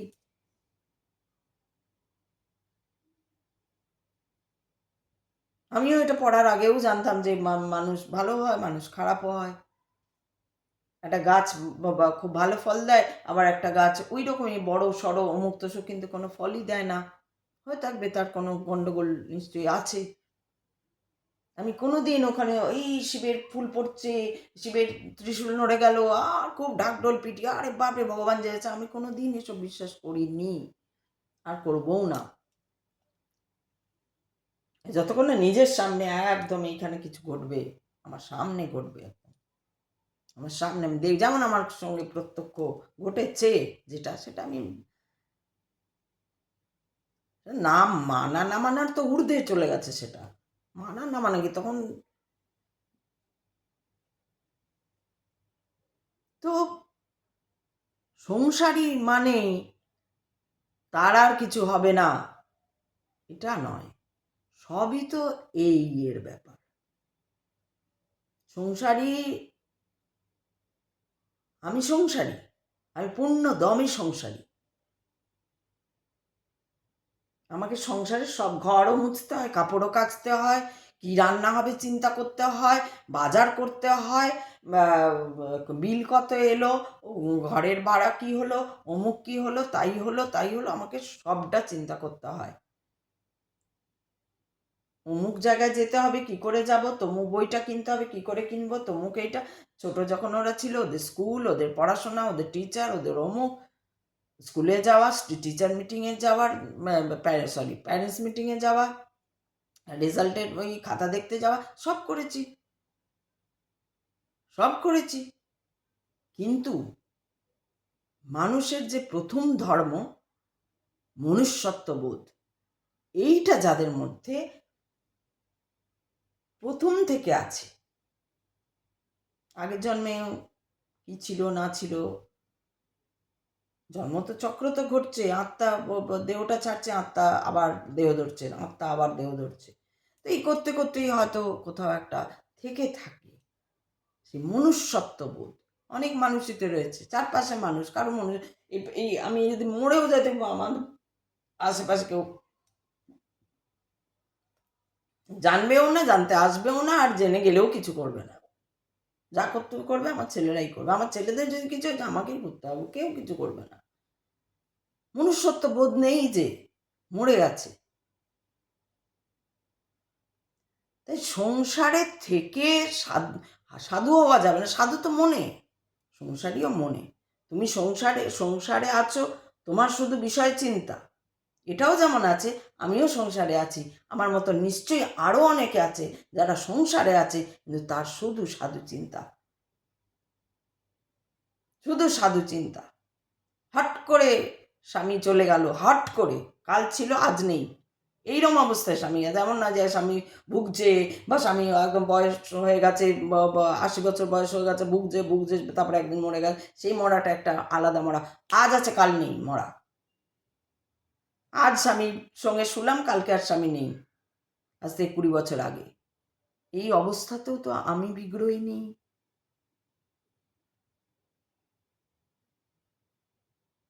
উল্টে আমার সে যখন 1 মাসের মাথায় সে এসেছিল, 1 মাসের মাথায়, ওইভাবে চলে যাওয়ার জাস্ট 1 মাস পরে এসেছিল, ততক্ষণে আমি কুয়োতে পড়ে গেছি আর কি। চলে যাওয়ারটাই ওইরকমভাবে একটা কুয়োতে পড়ে যাওয়ার মতনই অবস্থা হয়েছিল। তো সেইটা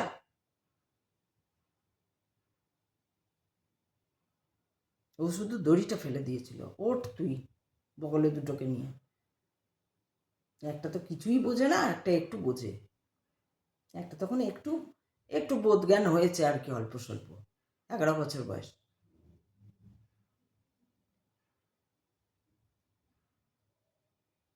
একটা তো কিছুই বোঝে না তখন, আরো অনেক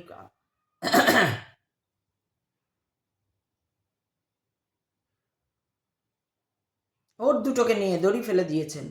কে বললো সংসার হয় না? ওই তো আমার ভরা সংসার ছিল, হাসি খেলা গল্প, রাগ দুঃখ সবই ছিল সংসারে, যাওয়া আসা, বার্থডে পার্টি, অমুক পার্টি, বিয়ে, অমুক, তো যেমন একটা সংসারে হয় সবই ছিল, হট করে একদিনে হয়ে গেল।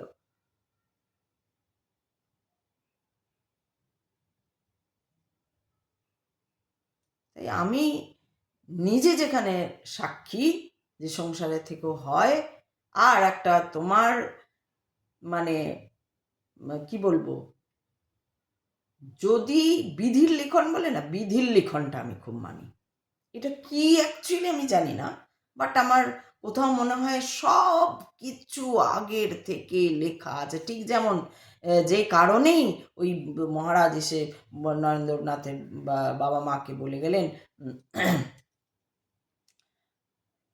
কি নাম ছিল, বীরেশ্বর দত্ত, ওনাদের বলে, ভগবতী দেবী ওনাদের বলে গেলেন যে চিন্তা নেই, এবার তোমাদের পুত্র হবে, পুত্র হবে। কি হবে না পুত্র, পুরো কুষ্টি ঠিকুজি লিখে দিয়ে গেলেন। কুষ্টি ঠিকুজি দিন দিন কি হবে সেইটাও লিখে দিয়ে চলে গেলেন জন্মের আগে। তখনই বলা ছিল সন্ন্যাসী হলেও রাজা সন্ন্যাসী হবে, গৃহস্থে থাকলেও রাজা হবে, এটাই উনি বলে দিয়ে গেছে। আর সেটাই ঘটেছে, উনি সন্ন্যাসী হয়েছেন, কিন্তু সন্ন্যাসী হয়ে সারা দুনিয়া ওনাকে চেনে, এমন কাজ করে গেছে। বলা যায় বিধির লিখনটা আমি বলতে পারা যায় যে আমি ভীষণভাবে বিধির লিখন মানে আমার কোথাও একটা মনে হয় সব আগে থেকে, এই যে আমি এরকমভাবে বলছি এটাও ঠিক আছে, কেউ আমাকে এটা শুনে খারাপ বলবে বা বলবে না সেটাও আছে, সব লেখা আছে, সব লেখা আছে, সব লেখা আছে। শুধু একটু দেখতে হবে, সতর্ক হয়ে চলতে হবে, শুধু একটু দেখতে হবে, সতর্ক হয়ে চলতে হবে। তাই আমার কাছে পুজো মানে মানে আমি বলা যায় আকার নিরাকার, পুজো অপুজো, পুজো না করলে খারাপ, অমুক না করলে না, আমার কাছে মানুষ হয়ে এসছি, মনুষ্যত্ববোধ। আরেকটা মানুষ যদি আমার সামনে খেতে পাচ্ছে না, এমনও হয়েছে আমার খুব খারাপ অবস্থা, মানে অন্য কাছ থেকে যখন টাকা চাই তখন তার কাছে টাকা চেয়েছি আমার জন্য না, তাকে দেবো বলে, কিন্তু তাকে বলেছে আমার যে দরকার, সে হয়তো বলেছে এই 3 দিন আগেই দিলাম, এখন তো একটু অসুবিধা, হবে না প্লিজ, খুব অবস্থা খারাপ। আমি জানি আমার নয় ওকে, আর আমি যদি বলি আমাকে এখন, আমাকে না দিয়ে অন্যকে দেবো, তার অবস্থাও খারাপ, সে তো আমাকে দেবে না, সেই জন্য আমি আমার নাম করে চেয়েছি, এরকমও হয়েছে।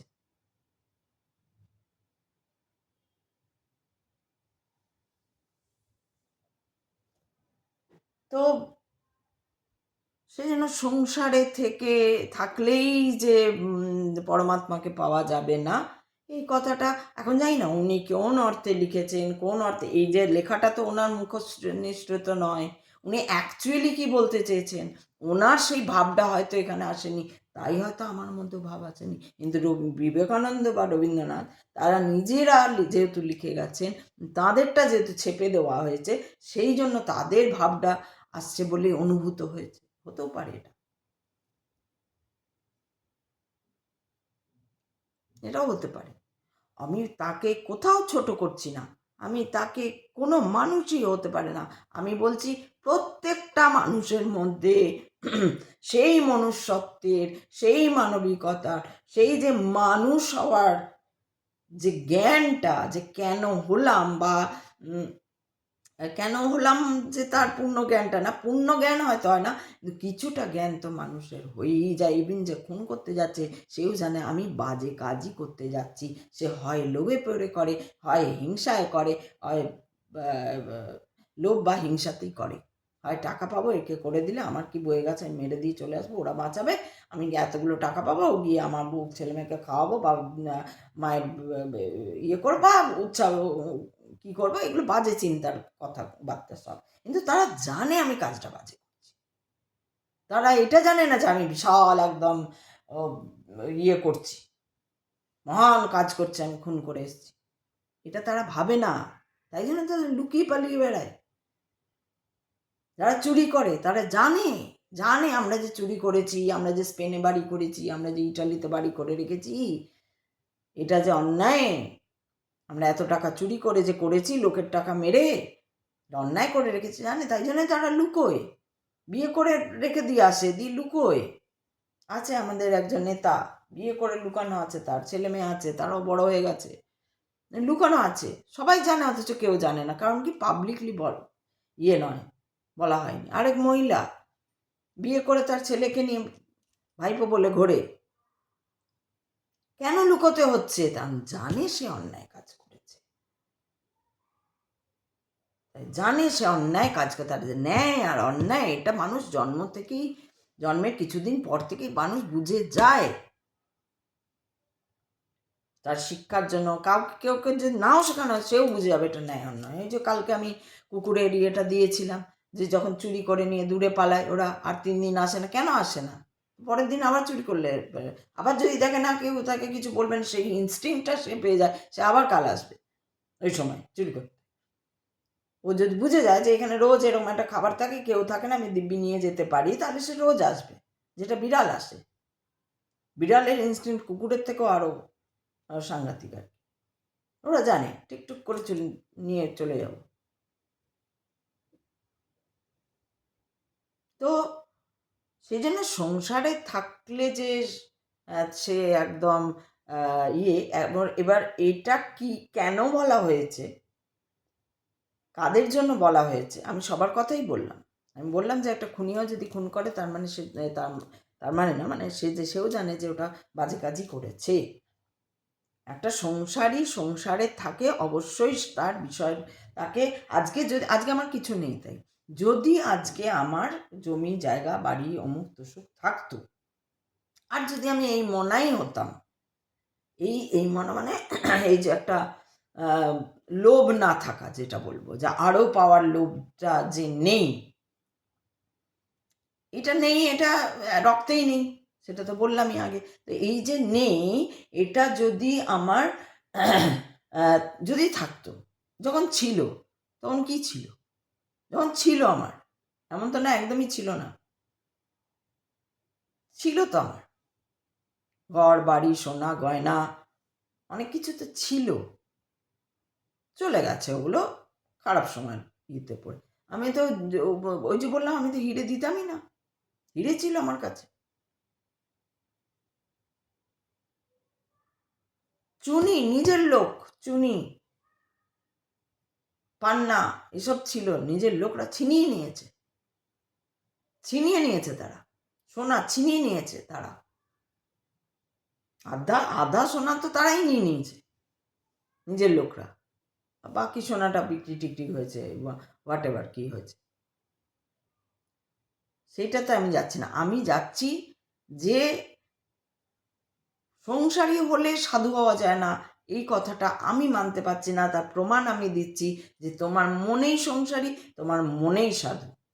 আমি সংসারী হয়েও সাধু হতে পারি, কারণ যে সাধুত্বটা আমার মধ্যে থাকে, অর্থাৎ সত্য গুণের অধিকারী যদি আমি হয়ে থাকি, তাহলেই আমি সাধু। সত্য রজ তম এই 3টে গুণের অধিকারী মানুষ। তাই যখন আমাকে বকতে হচ্ছে, যখন আমাকে মিথ্যে কথা বলতে হচ্ছে, উপায় নেই, আমাকে মিথ্যে বললে তবে আমার মান বাঁচবে, ওর মান বাঁচবে, তার মান বাঁচবে, আমার পরিবারের মান বেঁচে যাচ্ছে। যেখানে এমনও মিথ্যা বলতে হয়েছে যেখানে আমার পরিবারের মান বাঁচাতে আমাকে মিথ্যা বলতে হয়েছে, হয় না মিথ্যে, কিন্তু পরিবারের মান বাঁচবে, যে পরিবার বুঝছে না, পরিবার ওদিকে কি করছে ঘুঁটে ঘুরাক, তার মান বাঁচাতে হবে আমাকে, তাই জন্য তার মিথ্যে বলতে হয়, আজও বলতে হয়। তার মানে কি আমি অসাধু হয়ে গেলাম? না, গীতা তাই বলছে না, গীতা তো তাই বলছে না, তোমাকে যুদ্ধ করতেই হবে, তুমি যুদ্ধ না করলেও ওরা মরবে, তুমি ঘরে গিয়ে ঘুমিয়ে পড়ো, দেখবে ওরা মরে গেছে। তোমাকে যুদ্ধ করতেই হবে, এই বলছে গীতা। শ্রীকৃষ্ণ অর্জুনকে বলছে যুদ্ধ করো, এখন আর ভাই বোন অমুক দাদা পিতামহ অমুক মহ ওসব কিছু দেখো না, এখন যুদ্ধ, সমর প্রস্তুত তোমার শিয়রে, তুমি যুদ্ধ করো, আর তোমার কাজ এটা যুদ্ধ করা, তাই কাজটা কি সেইটা দেখতে হবে। আমি সংসারেই থাকি, আর আমি জলেই থাকি, আমি স্থলেই থাকি, জলে যদি দেখছি কুমির আছে, তাও আমি জলে নেমে যাবো, আহা গঙ্গা, মা গঙ্গা, মা গঙ্গা কুমির আমাকে ধরে নিয়ে খেয়ে ইয়ে করে দেবে, ওখানে শেষ আমি। আমাকে বুঝতে হবে, এই বুঝতে পারা আর না পারাটা, এই হচ্ছে বুদ্ধির কাজ।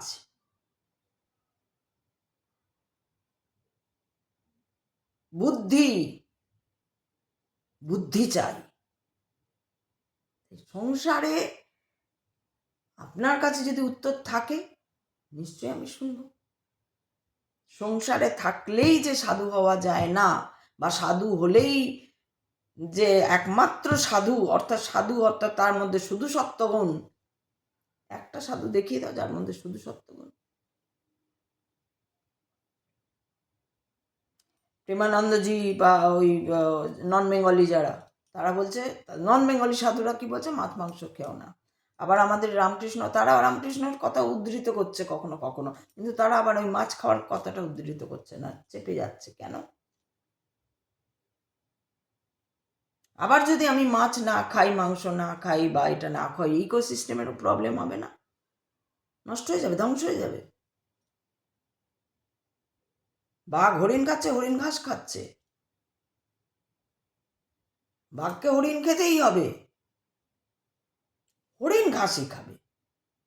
কিন্তু বাঘে বা অন্য কারো বলে চলবে না, না তুমি খুব অন্যায় করছো। হরিণের বাবা এসে বলবে না, না সাধু হয়ে গিয়ে আমি, হরিণ ঘাস খাচ্ছে বলে হরিণের প্রজাতি যদি বলে মাংসাশী হওয়া খুব অমুক তসুক হেন তেন, মাংসাশী হওয়া যাবে না অমুক, তাহলে একদম আর কেমন ভগবান, এই এই এই তখন এনার সঙ্গে কথা মিলে যায়। এটা সাধারণ কথা, এটা শুধু রামকৃষ্ণ দেবের কথা নয়, এটা যে যে বুঝবে তারই কথা।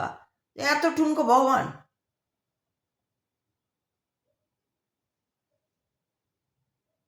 এত ঠুনকো ভগবান, তখন আমার নিজের কথাই বেরিয়ে আসে।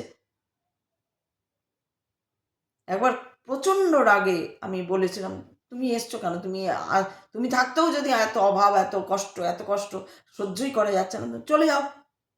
তখন বলেছে, তুমি বললেও, আমার যাওয়ার সময় হলে আমি তোমার বললেও যাব, না বললেও যাব, আমি না যাবার হলে তুমি বললেও আমি যাব না, তুমি না বললেও আমি যাব না। এই তো ভগবান, এই তো চিরসখা। ভগবান কেমন ভাই, মাছ খেলে মাংস খেলে খাবার স্টমাকের ব্যাপার, বায়োলজিক্যাল সিস্টেমের ব্যাপার। হ্যাঁ, এইটা যদি বলতো যে এই যে তুমি মাংস বা ডিম, মিট যেটা রেড মিট বা ডিম যদি খাও, তোমার ব্লাডে প্রেশার বেড়ে যাবে, আর ব্লাড প্রেশার হাই হলেই তোমার রাগ, বা একটুতেই তুমি চঞ্চল, একেই তো মানুষ চঞ্চল, প্রত্যেকটা মানুষই চঞ্চল, মন সবসময় কথা বলছে। এবার এই যে একটা সুন্দরভাবে যদি একটা যুক্তি সহকারে লজিক্যালি বোঝানো হতো, তাহলে বলা যেত যে হ্যাঁ ঠিক আছে চলো।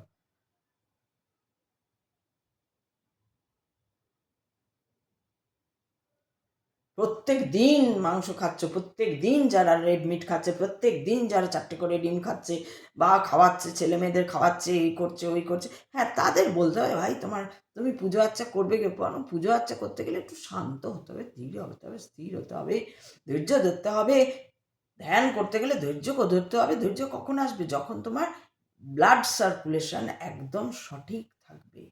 তাহলে কি জন্য সঠিক থাকবে না, খাওয়ার জন্য সঠিক থাকবে। তোমার যদি পেট আইঢাই করে, গ্যাস হয়ে বমি বমি ভাব, অমুক কাল পায়ে ব্যথা করছে, কাল ই করতে পারবে, তাই জন্য তোমাকে খাবারটা কন্ট্রোল করতে হবে।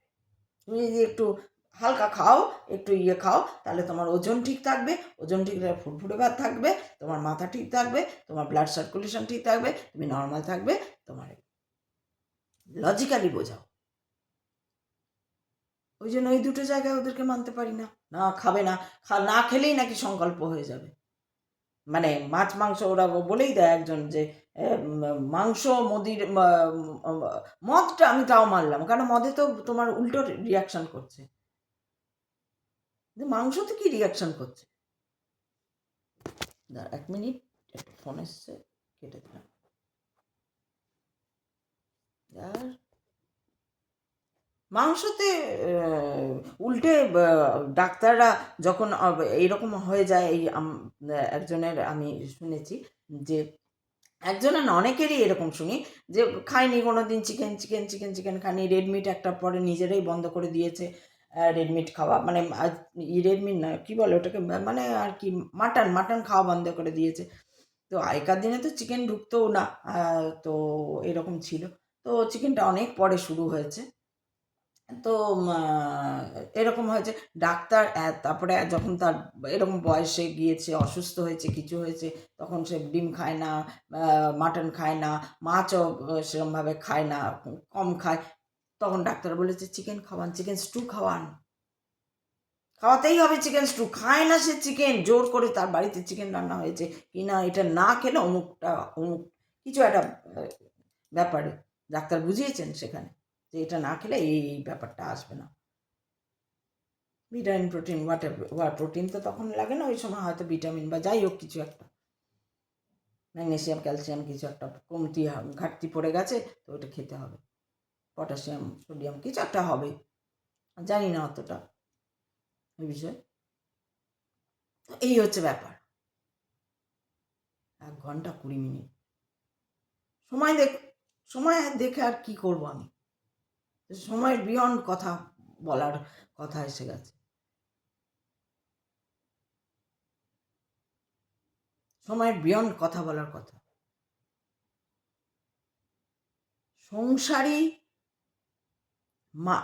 সংসারী যে পুরো ব্রহ্মাণ্ডর একটা সংসার, ব্রহ্মাণ্ডই সংসারে, আমরা তো তুচ্ছ সংসার করি, তুচ্ছ। হ্যাঁ, এইটা বোঝানো সব সময়, যে তুমি যেটা একটা বাড়ি আছে, তোমার একটা যানবাহনের জন্য আজকাল গাড়ি দরকার, একটা গাড়ি কিছুটা যাতে আমার তোমার রোগ ভোগ হেন তেন এগুলোর জন্য কিছুটা টাকা ব্যাংকে থাকুক, তুমি একটা রোজগার চলমান করুক, এবং পরবর্তী যে প্রজন্মকে তুমি দাঁড় করিয়ে একটা রোজগার, এইটুকুনি এইভাবে তুমি চলো। আর বেশি তুমি যেন তোমার লোভ ত্যাগ করো, তোমার ওই রিপু ত্যাগ করো, এইটা যতটা যুক্তিযুক্ত। কেন না, তোমার লোভে এই ঘটনা ঘটে যাবে, তোমার হিংসায় এই ঘটনা ঘটে যাবে, তোমার অমুকে এই ঘটনা ঘটে যাবে, এইটা বোঝানো। এক কথায় সংসার সারা ব্রহ্মাণ্ড সংসার, ব্রহ্মাণ্ডই একটা সংসার, ব্রহ্মাণ্ড সংসারে আমরা রয়েছি, সবই তার ইচ্ছা, এই সংসারও করেছে তারই ইচ্ছা। এবার সংসারী হওয়া না হওয়া বা কি আরো অমুক জীব তমুক জীব হ্যান জীব ত্যান, সব তার ইচ্ছায়। শুধু বোঝানো, যদি সেই রকম কোনো এই যে যারা বলছে তার মধ্যে কেউ কেউ প্রপার কথাও আবার কেউ কেউ বলে দিচ্ছেন, কিন্তু ওইখানে ওই যে একটা ঋতেশ্বরানন্দজি অনেকটা ঠিক কথা বলছেন, অনেক ঠিক কথা বলছেন, যে ওই ঘন্টা নাড়িয়ে পুজো করে কিছু হবে, এটা তো সবাই বলছে এখন, ঘন্টা নাড়িয়ে পুজো করে কিছু হয় না, নেই তো কিছু হবে কি, হওয়া না হওয়ার এটাই নেই। তোমাকে এইখানে আমি কে, এটা এটা খুঁজতে হবে।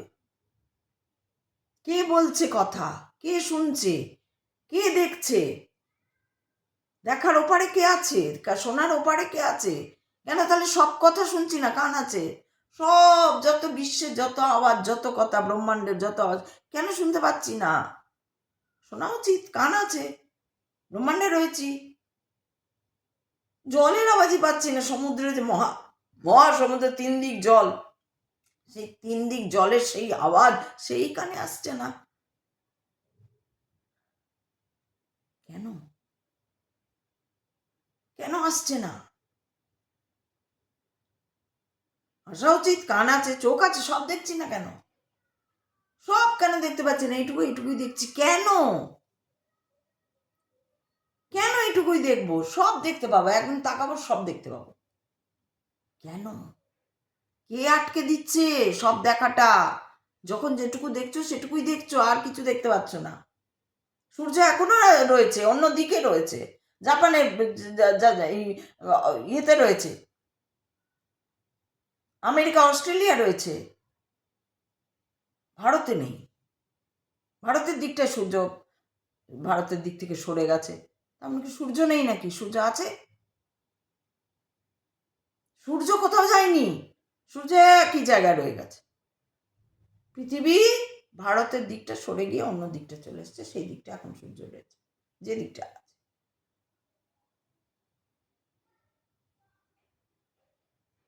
এই যুক্তি। তাই তুমি সংসারী হও বা কি হও, তোমার মনে যদি সাধুত্ব থাকে, তুমি যদি সত্যগুণ জানো কোনটা সত্যগুণ আর সেই গুণের মধ্যে তুমি থাকো এবং নিজেকে তার অধিকারী করে তোলো, তাহলেই তুমি সাধু। কারুর যদি এই বিষয়ে কিছু বলার থাকে তাহলে নিশ্চয়ই তিনি বলবেন। আমি আজকের মতন এইটুকু পড়লাম, কালকে আবার পড়বো, আবার এইভাবেই কথা বলবো, যতই সময় লাগুক।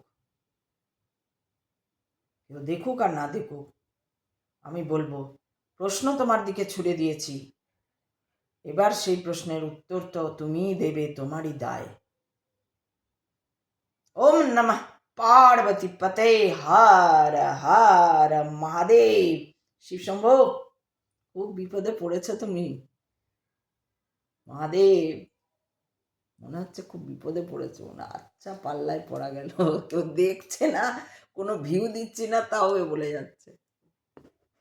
ঠিক আছে, চলো, টাটা।